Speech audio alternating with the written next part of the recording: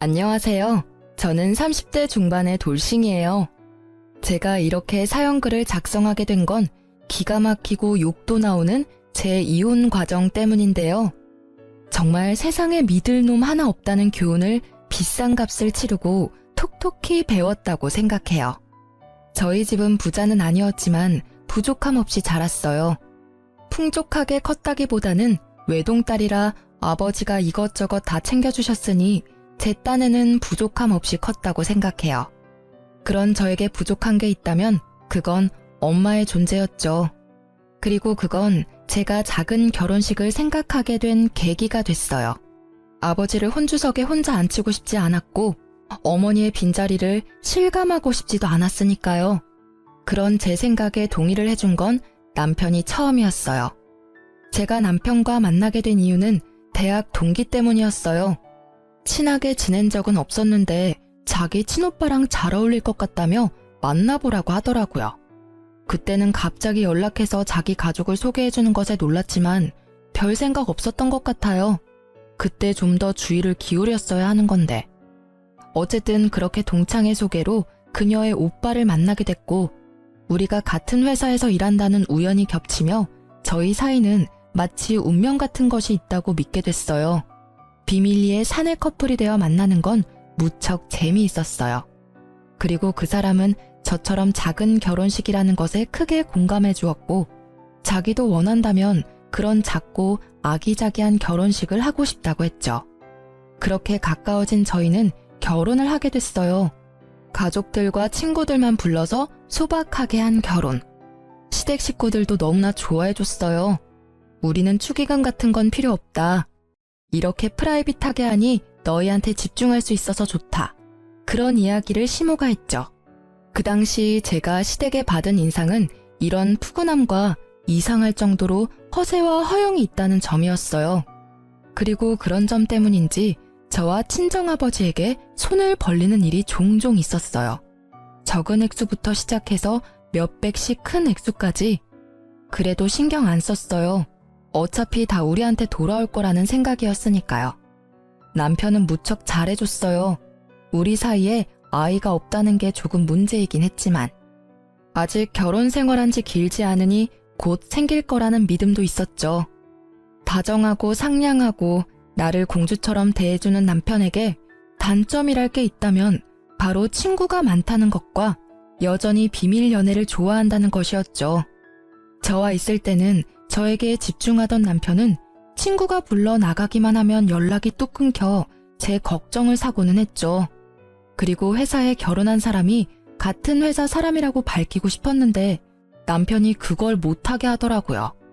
직원들을 초대하지 않은 결혼식이라 제 동기들과 상사들은 제가 결혼한 것을 나중에야 알게 됐거든요. 그리고 그 상대방이 우리 회사 사람이라는 건 아무도 모르고 있었고요. 남편은 집 주소를 시댁 본가로 적어서 제출했기 때문에 알아채는 사람이 없었어요. 그때는 이런 주도면밀한 점이 그냥 사내 연애의 불편함 때문인 줄 알았는데 나중에 알고 보니 그게 아니었더라고요. 그렇게 1년쯤 결혼 기간을 유지하고 있었는데 그 사건이 제게 일어났어요. 남편이 며칠 전부터 폰으로 시계를 하나 찾아보고 있더라고요. 슬쩍 보니 비싼 브랜드는 아니었지만 신경이 쓰이는지 내내 보고 있더라고요.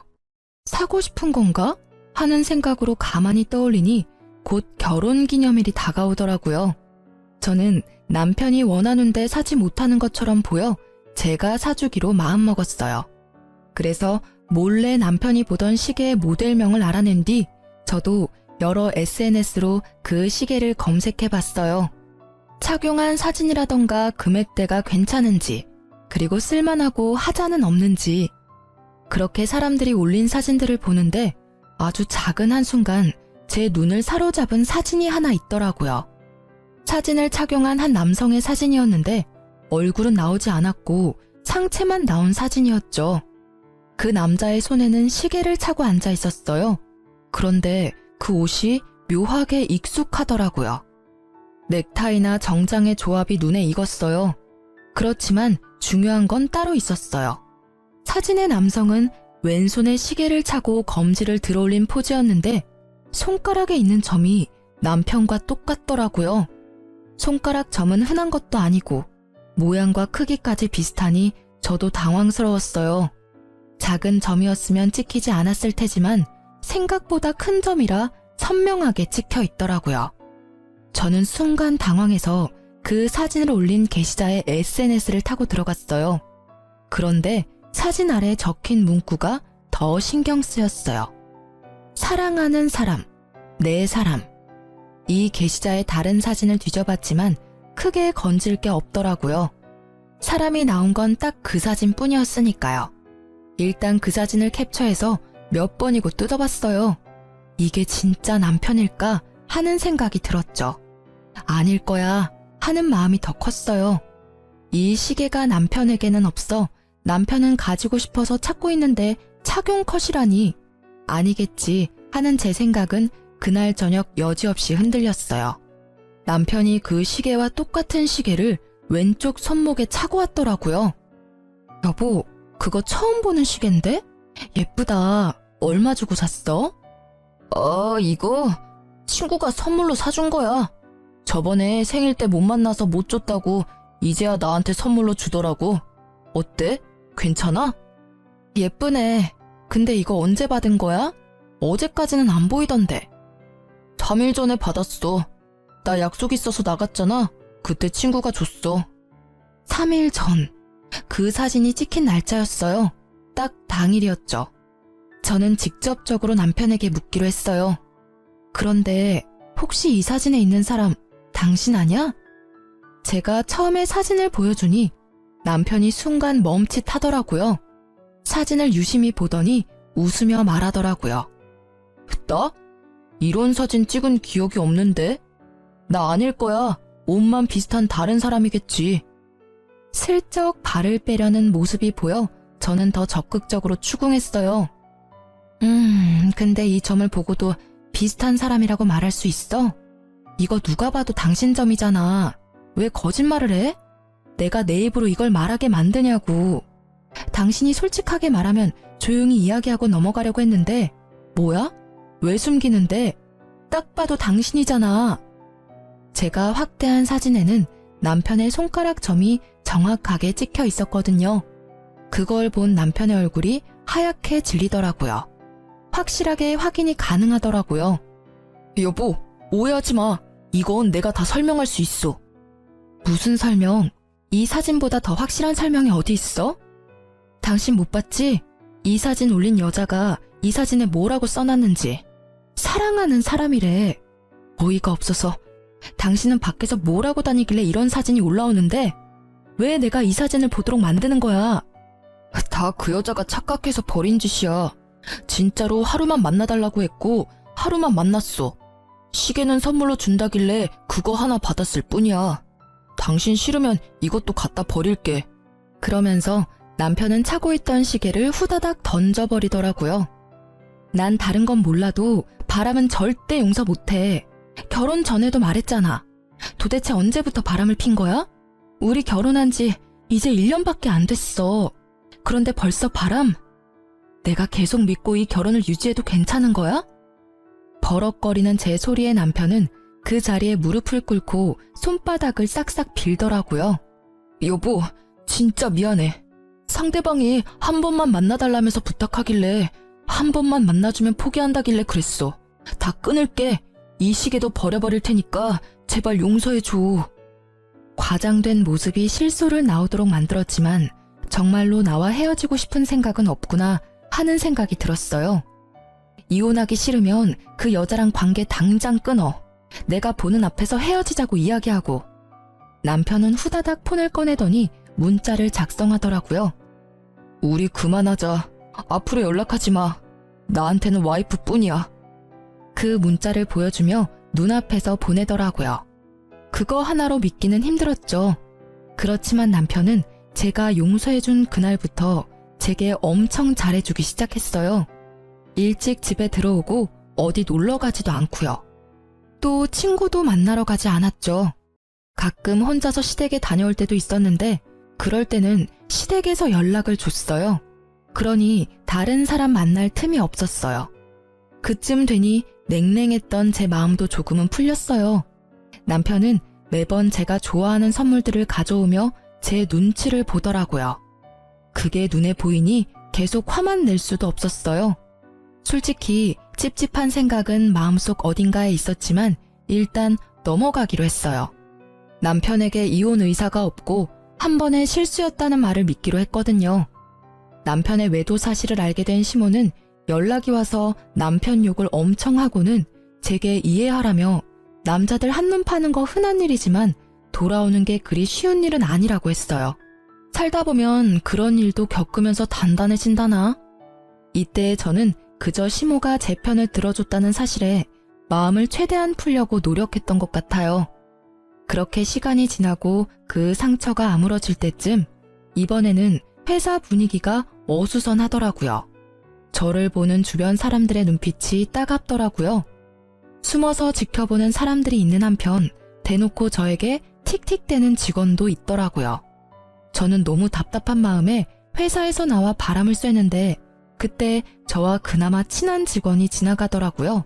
저는 서둘러 그 직원을 붙잡았어요. 저기 오랜만이야. 잠시 나하고 이야기 좀 할 수 있을까? 혹시 나 요즘 회사에서 이상한 소문 돌아? 언니, 몰랐어요? 나는 당연히 알고 있을 줄 알았는데. 지금 난리 났어요. 옆 부서에서 일하는 영미 씨 알죠? 영미 씨가 언니가 자기 남자 뺏어간 여자라고 회사 여직원들 사이에서 엄청 소문내고 다녀요. 그거 진짜는 아니죠.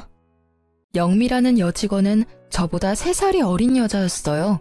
직급은 낮고 예쁘장하게 생긴 여자. 내가 왜 그 여자 남자를 뺏어가?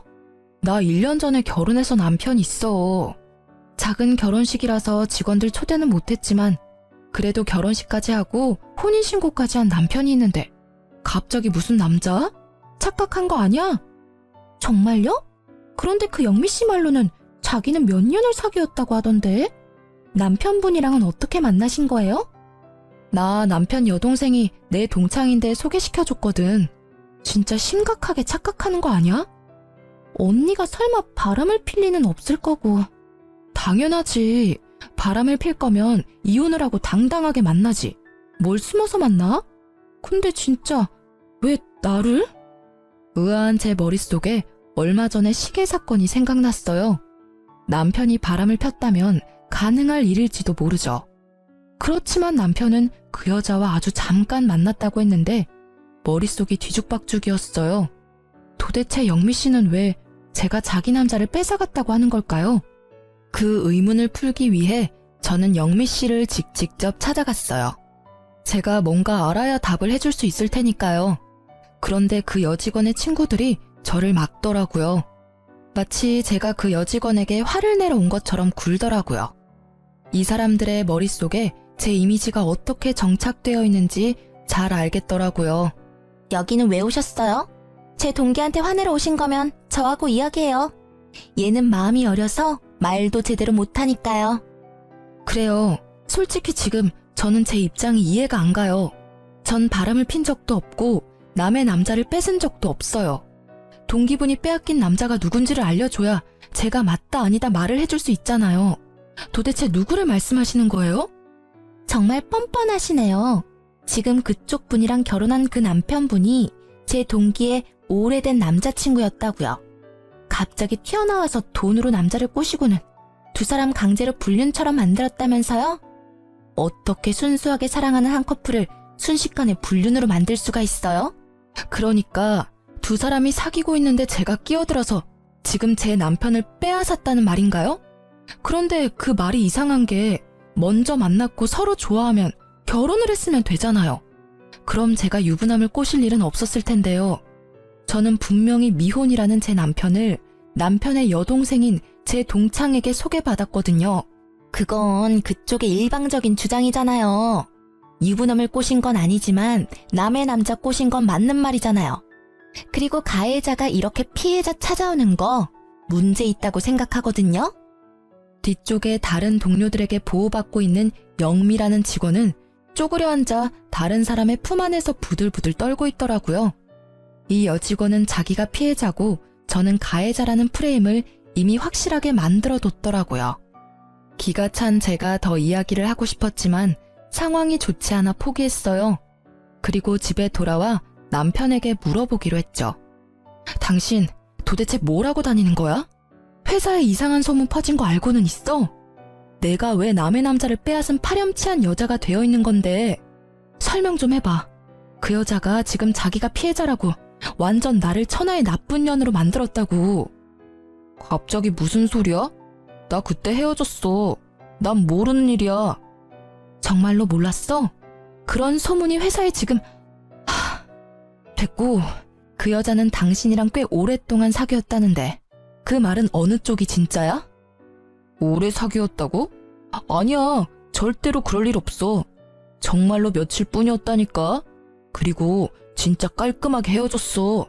상대방이 헤어진 거 앙심 품고 그런 짓 저질렀나 본데? 남편의 말에 저도 그 여자가 이상한 사람이라고 생각했어요. 헤어지자고 해서 앙심을 품었다고요. 그런데 그 다음날 그 상간녀에게서 연락이 왔어요. 무척이나 당당하게 만나자고 하더군요. 저는 상간녀가 나오라는 곳으로 나갔어요. 다리를 척 꼬고 앉아있는 모습이 너무도 당당해서 저는 말문이 막혔어요. 드디어 저랑 이야기할 마음이 들었나요? 이렇게 불러내다니 의외네요. 회사에서는 그렇게 부들부들 떨고 있더니. 그때는 놀라서 그랬죠. 제가 보자고 한 이유는 간단해요. 그 남자랑 헤어져줘요.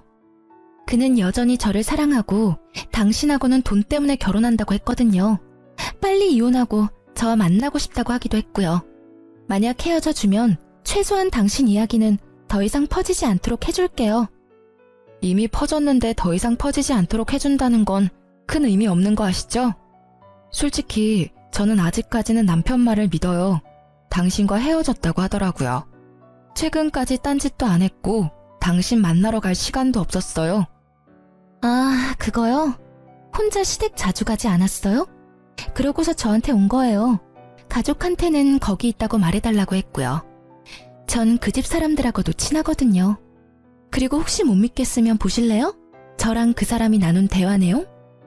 상간녀가 보여준 톡 내용은 보는 동안 토할 만큼 역겨운 대화로 가득했어요. 더러운 기분에 결국 저는 화가 머리끝까지 났죠. 헤어졌다고 해놓고는 거짓말을 했으니 제가 돌아버리지 않겠어요? 그런 저에게 상간녀가 한마디를 때리더라고요. 솔직히 난 피해자잖아요.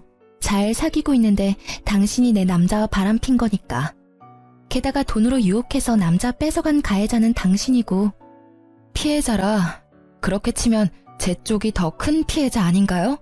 저는요, 당신하고는 달리 그 남자 가족한테 소개받아서 결혼했어요. 분명히 말해두지만 저는 그 남자가 유부남이었다거나 다른 여자가 있었다면 절대로 결혼 안 했을 거고요. 이것만 보면 저는 혼인빙자 사기를 당한 거거든요? 맞잖아요. 당신 말대로 그 집안 사람들이 당신과 그 남자 사이를 인정하고 있었다면 저에게 왜 남자를 소개시켜 줬겠어요? 의도가 확실하게 있으니까 소개시켜 줬을 거고 뭔가 목적이 있으니까 당신이 있는 걸 숨겼을 테고 그리고 그 의도와 목적이 돈이라는 건 당신한테 들어서 이미 짐작이 됐고요. 저한테 그런 거 따져봐야 소용없는 거 아시죠? 이미 당신은 회사에서 남의 남자 뺏어간 천하의 나쁜 년이거든? 회사에 얼굴을 들고 다닐 수 없을 정도로 퍼졌으니 회사 그만두고 내 남자하고도 당장 헤어져. 당신 때문에 우리 애는 지금 호적에도 올리지 못하고 아빠 없이 크게 생겼거든? 여기서 진짜 빡쳤어요. 애가 있었다는 걸 처음 들었잖아요. 그만큼 오랜 세월 함께 해왔다는 걸 들으니 배신감이 확 밀려왔어요. 저는 그녀의 말에 즉시 이혼을 결심했어요. 그렇지만 상간녀에게는 이혼해주겠다 이야기하지 않았어요. 저만 당할 수 있나요? 전 회사를 그만둘 생각도 없었고 이대로 천하의 나쁜 년이 되고 싶은 생각은 추호도 없었죠. 그래서 그 상간녀에게는 남편과 이야기해보고 결정하겠다고 하고 헤어졌어요. 그렇지만 언제까지고 냉정하게 유지하는 건 못할 짓이더라고요. 그래서 시댁으로 찾아가서 한바탕 했어요. 다들 알고 계셨죠? 여자 있는 거. 심지어 애 있는 것도 아시면서 저하고 이 남자 결혼시킨 거죠? 이 혼인은 무효고 당장 이혼할 거예요. 그리고 이 집안 사람들 싹 다 고소할 거예요. 아가, 제발 다시 한번 생각해보면 안 되겠니? 이혼은 안 된단다. 그 여자는 멀리 보내마. 절대로 네 눈앞에 띄게 하지 않을 거야. 두 사람을 억지로 갈라놓는 한이 있더라도 너희는 헤어지면 안 돼. 도대체 무슨 생각들을 하셨던 거예요? 여기 있는 사람들 전부 한통속이에요? 처음부터 나한테 의도적으로 접근한 거냐고요. 어쩐지 몇십만 원부터 몇백만 원까지 돈 빌려달라고 할 때부터 내가 알아봤어야 했는데 그 여자 한 말 중에 틀린 말이 없네요. 돈 때문이라더니 내가 미쳤지. 여보, 정말로 이혼은 안 돼.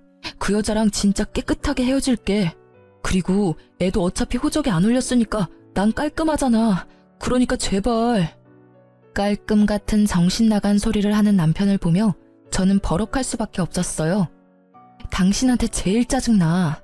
당신 헤어졌다고 해놓고 오늘 아침에 그 여자한테 보낸 톡에도 사랑한다고 적어보냈더라. 그리고 시댁에 간다고 한 날 빠짐없이 그 여자 집에 갔었다며? 그런 주제에 뭐? 이혼은 안 돼? 네가 안 된다고 하니까 더 하고 싶네. 그리고 헤어진다고? 저번에도 헤어진다고 해놓고 못 헤어졌으면서 이번이라고 그게 가능하겠어? 더 꽁꽁 숨겨놓고 찾아다니겠지. 한 번 속지 두 번은 안 속아. 결국 저는 저를 붙잡는 망할 놈의 집안 사람들을 다 뿌리치고 얼른 짐 싸서 친정으로 돌아오게 됐어요. 친정으로 돌아온 저는 진짜 미쳐버릴 것 같았어요. 머릿속에는 배신당했다는 생각으로 가득했고 비참함과 상처 입은 자존심 때문에 온통 복수하고 싶은 생각뿐이었어요. 두년 놈들과 그 가족들에게까지요. 정말 수치스러움으로 회사를 가는 것조차 힘들었지만 제가 나가지 않으면 정말 패배자가 될 것 같아서 이악 물고 출근했어요. 회사에서는 여전히 불명예스러운 소문이 가득했고 저는 그 소문을 의식하지 않으려 했지만 소문을 믿고 있는 사람들이 저를 의식하니 어쩔 수 없이 제 의도와는 다르게 시달리게 되더라고요. 그래서 저는 정면으로 부딪히기로 했어요. 우선은 상간녀를 만나기로 했죠. 이혼 준비 다 되셨어요? 남편도 나하고 이혼하기를 원하면 당신 말처럼 이혼해줄 거야. 만약 남편이 이혼을 원하지 않으면 이혼은 안 할 거고. 그리고 당신이 요구한 이직은 절대 안 돼. 나도 나름의 커리어가 있고 힘들게 그 자리까지 올라갔거든? 상간녀는 회사를 그만두지 않겠다는 말에 불만족스러운 표정으로 저를 쳐다보더라고요. 게다가 이혼을 해주겠다고 했음에도 못 믿는 것 같은 표정으로 나를 쳐다봤어요. 그래서 말했죠. 의심하는 것 같네? 내가 전화해서 직접 물어볼게. 그럼 됐지? 저는 스피커폰을 켠 채 남편에게 전화를 걸었어요. 상간녀는 몰랐을 거예요. 이 남자가 저와 헤어지고 싶지 않은 이유를요. 그 사람이 이 여자를 만나서 놀고 먹고 하는데 필요한 돈은 우리 친정아버지 주머니에서 나온 돈이었거든요. 만약 지금 당장 이혼하면 남편 놈은 파산할 것이고 그 집안 사람들조차 당장 아버지에게 빌린 돈을 갚아야 했어요. 남편 놈은 그걸 알기에 저와 이혼을 절대 하지 않겠다고 버티고 있었던 거였죠. 저는 의기양양했어요. 그리고 남편이 전화를 받았죠. 이혼 준비는 잘하고 있어? 이혼 서류 작성할 거야. 여보, 제발 다시 생각해봐. 우리 이렇게 헤어지는 거 아니잖아. 응? 난 정말 당신한테 헌신을 다했다고 생각해. 물론 잠시 그 여자 꿰매 넘어가서 내가 미친 짓을 했지만 이제는 정말 반성했고 더 이상 만나지 않을 사람이야. 그러니까 부탁이야. 그런데 그러기엔 너무 멀리까지 오지 않았어? 그 여자 사이에 애까지 있다면서. 듣지 않았으면 정말 당신이랑 그 여자 사이가 아주 잠깐뿐이었던 걸로 오해할 뻔했어. 일부러 당신이 그렇게 말한 거 아니야? 정말로 그런 거 아니야. 그 여자애는 진짜 내가 모르는 애야. 나 호적 깔끔하다니까. 그 여자가 물귀신 작전 쓰는 거야. 나 말고 다른 남자 애일지는 누가 알겠어? 그렇게 남자 꼬시기 좋아하는 여잔데. 발 빼는 남편의 목소리에 기가 찼는지 상간녀가 제 폰에다 대고 크게 소리를 질렀어요. 야, 너 말 다 했어? 미친놈이. 네가 감히 우리 애를 들먹여? 친자 검사라도 해볼래? 그래서 강제로 친부되도록 만들어줄까? 너 헤어진다면서. 이 여자랑 헤어지고 나랑 만나겠다면서. 근데 왜 매달려? 내가 회사에 소문 안 냈으면 절대로 헤어질 일 없었겠네. 너 왜 거기 있어? 야, 설마 네가 와이프한테 그딴 이야기 꺼냈어? 회사에 소문은 왜 내고 난리야? 좋게 좋게 해결하려고 했는데 너 때문에 다 망했잖아. 6년을 너랑 만났어. 네가 이 여자랑 결혼하겠다고 했을 때도 잠깐 만났다가 헤어지겠다는 네 말까지 믿었어.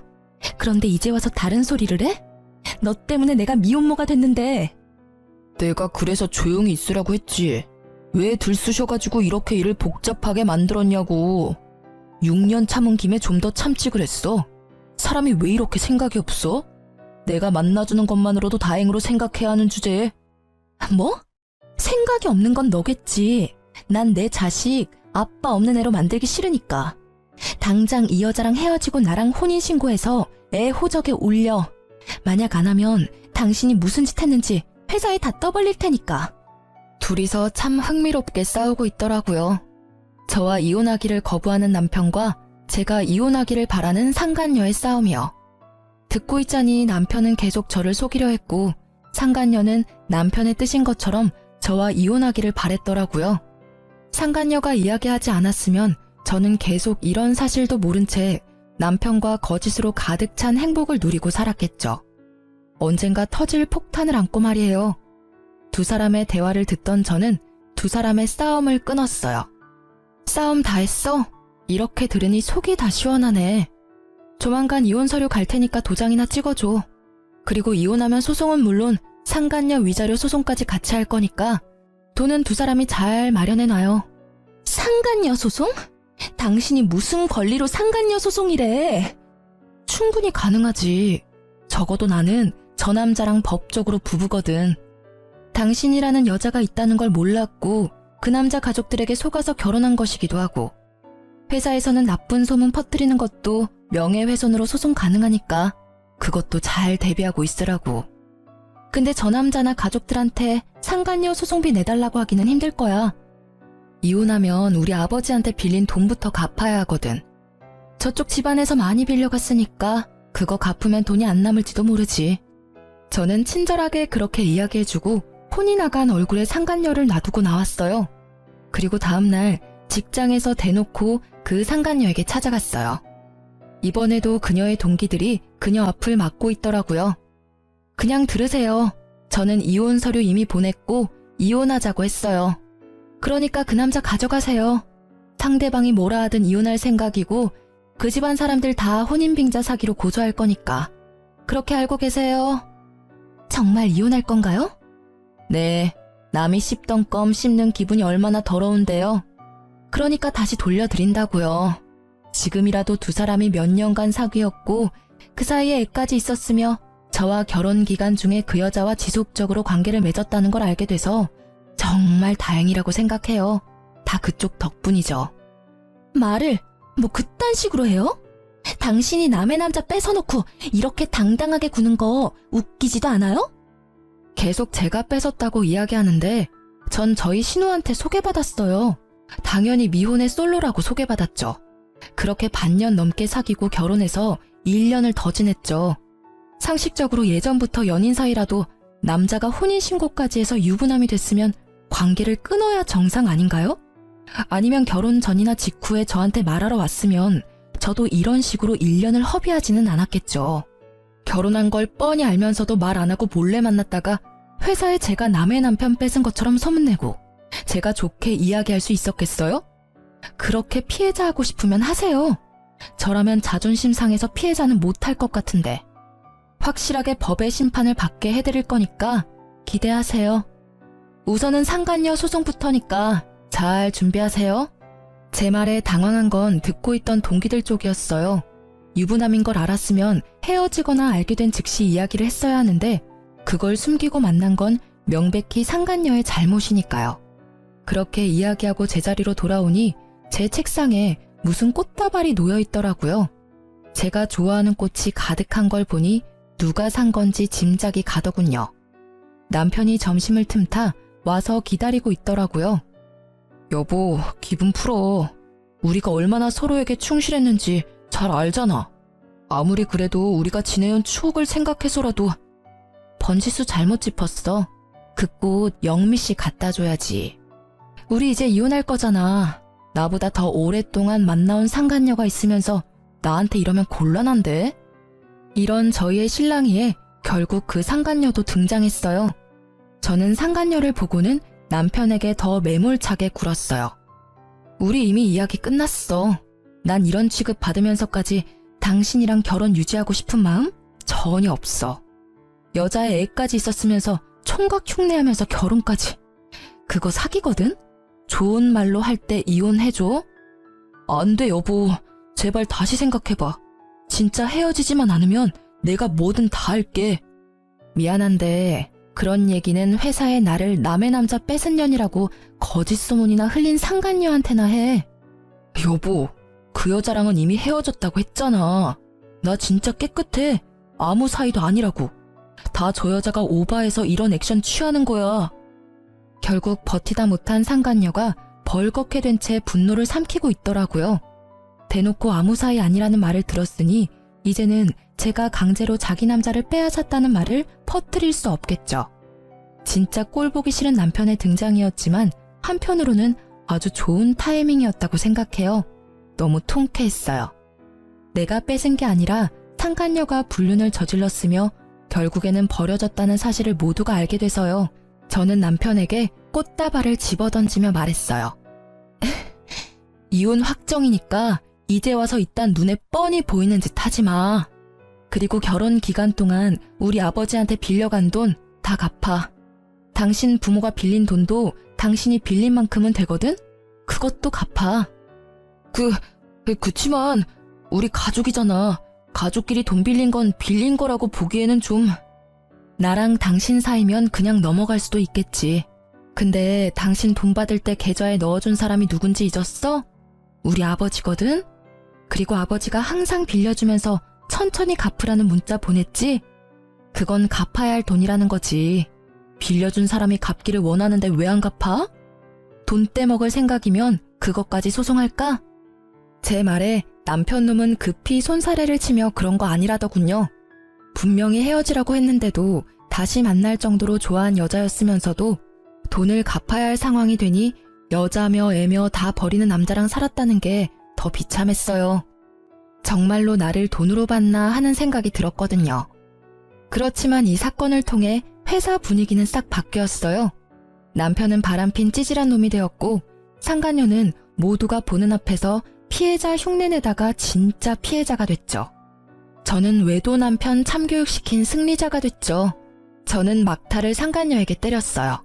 그때 상간녀의 얼굴을 잊을 수가 없어요. 이보세요, 영미씨. 이 남자랑 헤어져 줄 테니까 둘이서 잘 사세요. 당신 말대로 이 남자가 돈 보고 결혼한 것 같으니까 재결합 걱정 같은 건 하지 마시고요. 그냥 이 사람이랑 이 사람 부모님이 빌려간 돈이나 잘 갚으라고 하세요. 저랑 헤어지면 알콩달콩 잘 살 거라니 다행이네요. 빚도 두 사람이 벌면 빨리 갚지 않겠어요? 제 말에 남편은 아차 싶은 얼굴이더라고요. 공개적으로 상간녀를 무시하거나 저격하지 않았다면 상간녀는 아마 돈줄이 되어줄 수도 있었겠죠. 그런데 이미 상간녀는 자존심이며 평판이며 다 무너진 상태고 남편은 건널 수 없는 강을 건넌 상황이 됐으니 결국 그 뒤로 회사에 퍼진 소문은 상간녀를 피해자가 아닌 상간녀로 만들어버렸고 저에게 회사를 그만두라던 상간녀가 회사를 그만두게 됐죠. 다 자기가 뿌린 대로 거둔 법이에요. 그러기에 온 동네 소문은 왜 내고 다녔을까요? 이후에 이혼 소송은 이보다 더 힘들었어요. 남편은 절대로 이혼 안 해주겠다며 난리를 쳤고 남편 가족들도 저를 설득시키려 했죠. 저는 상간녀가 있는 데다가 애까지 있는 걸 가족들이 알았음에도 저를 소개시키고 결혼을 시켰으니 모든 것이 시댁과 남편의 책임이 있다고 이야기했어요. 결국 이혼 소송은 저에게 유리하게 진행됐죠. 전 남편은 결국 이혼 후 가지고 있던 집을 팔아 친정아버지에게 돈을 갚았어요. 물론 시부모가 빌린 돈까지 싹 다 갚았어요. 왜냐면 시부모가 빌린 돈도 남편이 자기 계좌에서 받았거든요. 시부모는 끝까지 모른 채 하고 대학 동기였던 신우는 내가 벼르고 있다는 말을 전해 들었는지 한국에 들어올 생각도 없는 것 같더라고요.